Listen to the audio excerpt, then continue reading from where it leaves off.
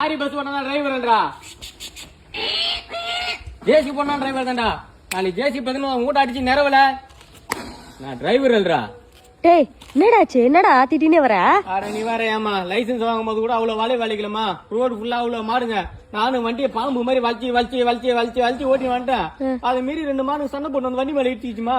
அது இந்த மாட்டுக்காரன் ஓனருக்கு போன் பண்ணி என் மாடு அடிபட்டு போச்சு, என்ன நஷ்டீடு கூட அப்படின்னு சொல்லிட்டு அந்த என்ன போன் பண்ணி அசியமா திட்டி எனக்கு வச்சு இந்த சம்பளம் ஏஎஃப் பிஎஃப் எல்லாத்தையும் முடிச்சுன்னு வேலையில 1.5 அச்சு தோத்திட்டானுமா என்ன.